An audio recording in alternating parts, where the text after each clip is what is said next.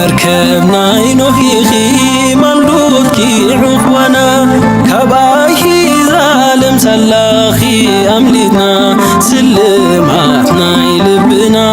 هيا بوليقوتا عدك تكوننا زهابنا قويتا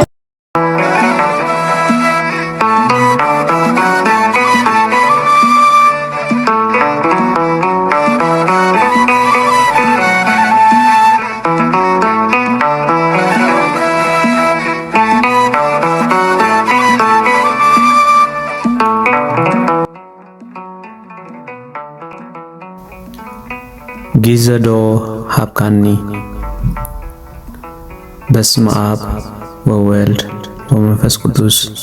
አሐዱ አምላክ አሚን። መንፈሳዊ ግጥሚ ኣብ ዕምቆት ዘዓለም ተዋሒጠ ይመራመር ይፈላሰፍ ምስ ኮንትነት ፈጢጠ ዕምባባ ዝጊዘ ሰሪዕካ ሂብካኒ መትከል ንዘይብለይ እንታይ ክኾነኒ ጊዘዶ ሂብካኒ ብኻልኢት ደቓይቕ ብሰዓታት ቆፂርካ መዓልታት እናኽትነድቕ ሶሙናት ኣዋርሕ ዓመታት እናበልካ ዕድመ ትህበኒ እናበደልኩኻ ኣብቲ ሰሃራ ተስፋ ክተስንቐኒ ንቐንዛ ሕማመይ መፅወሪ ክትበኒ معبلات هديكا كتساقرني إذن فلتكو أنا جن هلا وغار السعيخ أبخ تعنن قلت مي أمينة فرحاتك خونن إذن تبايي جيزة رهيب كاني بسخران بعبدان كجلس حاقوسي بهال منزرنا سريس وقف نفسي كم زنا قبركس كم زن تيارلوه እናበልኩ ዓጹ መንፈስካ ህኣትዎ ሽፋናት በዚሑ ንሕግኻ ዘንዕቕ ኣብ ቤት መቕደስ ልበይ ንሰይጣን ዘጽድቕ እዚ ዝተግባረይ ግዜ ደሂብካኒ ብምሕረትካ ቆይመ ኣንጻርካ ኽዕነኒ ንነፍሰይ ረሲዐ ንስጋይ ዝቐኒ ግዜ ኸይሃብኩኻ ግዜ ትህበንስ እዚ ዶ ንዓይ ምተገባእኒ በትናትካ ጊዜ ብዙሙት ከዕለቕልቕ ዘብለጭልጭ ክደሊ ብጸልማት ክሰርቕ ንፈቓደይ ክትመርምር ክትፈልጥ ሓሳብካ ብምሕዳስ ለውጥ እምበር ነዚ ዓለም መሲልካ ኣይትሳራስር ብወንጌልካ ከምዚልካ ክትነግር ኣበይ ለዮ ኣነ ውህበትካ ፍቓድካ ትትልሚ ህይወተይ ብጊዜ ምሃብካ እወ ጊዜ ዶ ሂብካኒ ንዓይነ ዝድኹም زي سعر زي دكم زي رئيس يحلم نجزا زي وسن مس كل حمقي جزا رهيب كاني او جيتا سراويت كله اتخيل محرت كان فقر خان اباي كاب زنبيو صقا خاب زحلي كنت خيف الليو السماي بزي عندي كم زقمكا نعخا خردا انا خفلتكا ننانوي وشتي يونس لأخليخا وسبحات لإكسابير وولادي تدنجل ولمسكور كبر آمين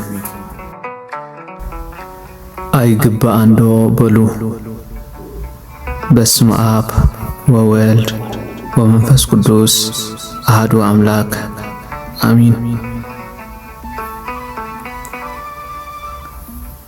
نزا أدقن دويني أدهب استيوت أبتس المات برهان زولعت ودي ويننبري بلومن زبلت نسان رهر هايان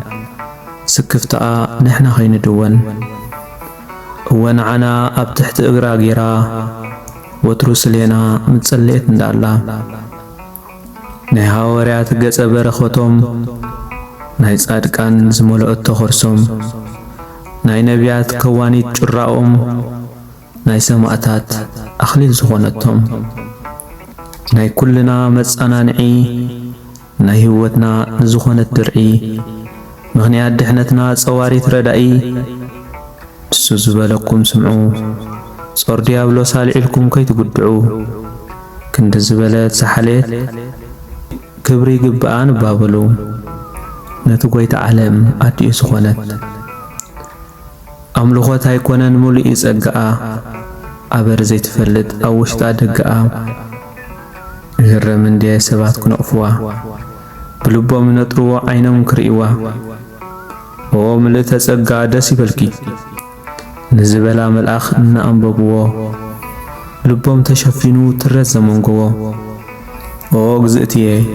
ደስ ይበልኪ እንተ በልኩ ኣነ ኣይወስኽ ዓይንኪ ብሰማይ ብምድሪ ዝተመስከረላ ኦ ግዝእትየ ደስ ይበልኪ እናበልኩ ኣነ እውን ክዝምረላ ናይ ቴክታን ጳጥሬቃን ሻባዓይቲ ርግቢ መግባ ዝጣዕመ ካብ መዓድ ናይ ነህቢ ያዕቆብ ዝረአያ መሳልለ ሰማይ ዳዊት ንዝበላ መጸጊዒ ተንባይ ከመይ ማዕሮ ንፍቕራት ውሽጠይ ናይ ሕዝቅኤል ራእይ ዘይትርሖ ማዕጾ ስማ እንክጽዋዕ ሰይጣን ዘንደልህጾ እንታይ ባ ክርስቶስ ኣምላኽ ኢሎም ንዝጭድሩ ኣደ ኣምላኽ ተበልና ውሽጦም ንዝሓሩ ምስባኽ እምበር ውሽጦም ዘይምርምሩ ኣመሎም ይበቃ ክዕገርግሩ አንቶም ሰባት ኣስተውዕሉ ክብሪ ንዝግብኦ ክብሪ ሃቡ እናበለ ተቓሉ እንታይ ደኣ ክብሪ እንተሃብና ይግብኣን ዝብሉ ናይ ጌዳውን ጸምሪ ነፍስና ተጥልል ከም በትሪ ናይ ሙሴ ቅጽዓት ኣበሳና ተዝሕል ኪዳና እንዲዩ ዘውፅእ ከም መዓት እሞ እንታይ ደኣ ኣይንሰግደላን ዝብሉ ሰባት በሉ ንሕናስ እንተሰገድናላ ብጸጋኣ እንተፍቀርናያ ብርህራሄኣ ክብሪ ግብኣን ዝብሉ እኳ እንተሰማዕና ኣብዚ ኸድና ኸድና ክንውድሳ ኢና ማርያመይ እናበልና ስብሃት ለእግዚአብሔር አሜን።